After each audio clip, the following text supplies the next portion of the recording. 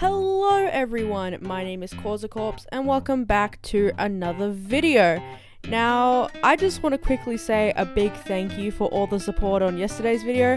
As of the time of recording this, the video currently has 7,000 views under 24 hours, which is absolutely crazy. I did not expect this much positive feedback, and I'm really happy with all the comments and seeing you guys interacting with one another and talking about the topic. It was really fun to read, and I'm so happy that you guys really enjoyed it. Now, today's video is a lot more scripted rather than me just talking, since I'm going to be talking about why I believe Nick should return to DISVENTURE Camp All-Stars. Now, before I actually get into the proper meat of this video, I just want to give a super quick shout out to _Alexa_ on YouTube for inspiring me to make this video. They made a really cool video about Nick called Why Nick Failed, or Why Nick Fails. I forgot the exact title as of the time of recording this, but it's a really interesting video and it brings up a lot of really cool points about Nick's character that I thought was super interesting. I will link the video in the description, and I really think you should check it out and subscribe to them because their analysis videos are really fun and they're a really big inspiration for my own videos. Now, before I can get into why Nick is a valuable character to have in DISVENTURE Camp All-Stars, we first need to discuss who Nick is as a character, his personality, his backstory, and his unfortunate downfall in episode 4.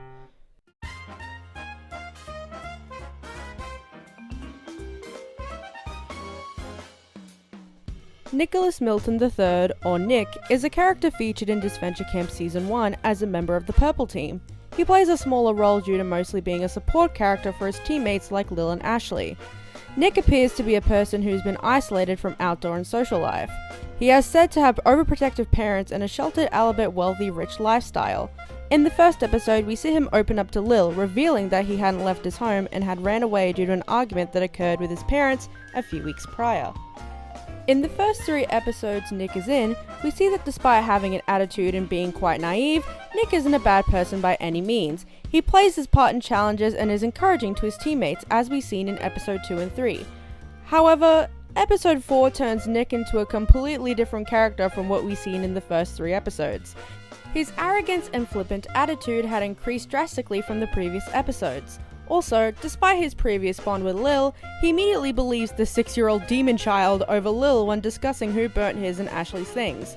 Not only that, but he also becomes so incompetent in the challenge that he can't even row a canoe correctly.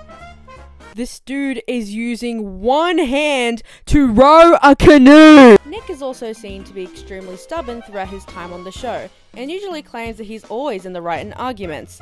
And that's all we get from Nick in the measly 4 episodes he plays a role in. The way I've described Nick makes him seem like he isn't a good person nor a good character by any means. So then why is he not only my favorite DISVENTURE Camp character in the franchise, but also a character that I think would benefit from returning to DISVENTURE Camp All-Stars?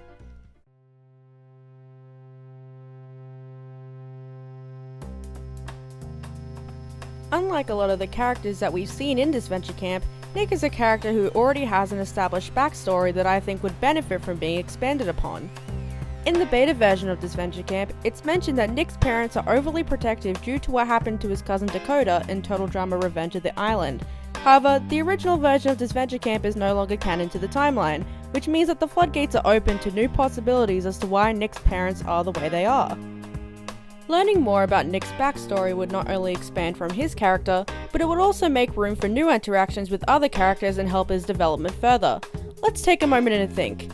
Who is a character that we know is returning this season, who also grew up in a rich and unhealthy home environment, grew drastically as a person, and managed to overcome her adversity? Lake. I believe that Lake interacting with Nick could really give the writers an opportunity to develop Nick as a character. The two could have interactions in which they talk about their backgrounds and how it has affected them now in the present day. Lake managed to pull through and come out stronger from her rough upbringing and regain control of her own life despite her parents' wishes. While it was established that Nick had left his home right before the season had begun, he still has a lot of family problems, and from what we know, they haven't been dealt with yet. If this isn't the direction that Odd Nation Cartoons wants to take this character, then I believe that Nick could also make a really unique and interesting villain. In fact, I've written my own backstory and reason as to why Nick could benefit from being an antagonist for the new season.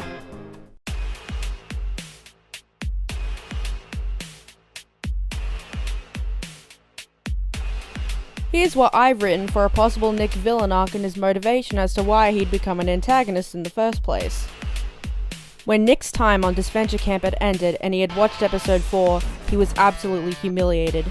He fell for a 6-year-old's manipulation on international television and made himself and his family's name a laughingstock for the world to see. He ended up going home after Disventure Camp's filming had wrapped up, and his parents were not happy to see him return after going against them a month prior.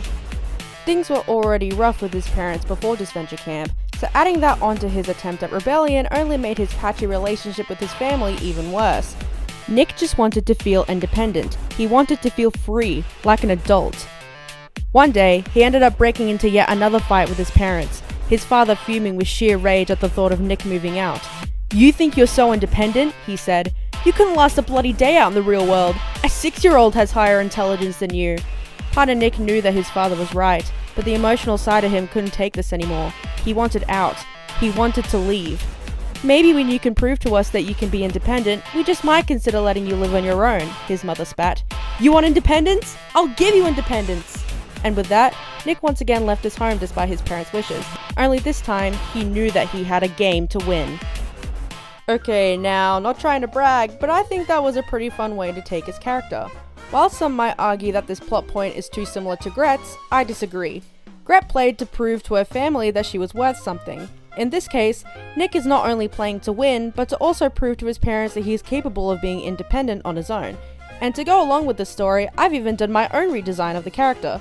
Comparing it to his original design, his hair is a bit longer and shaggier, tied into a low ponytail. He ended up getting piercings despite his parents' wishes.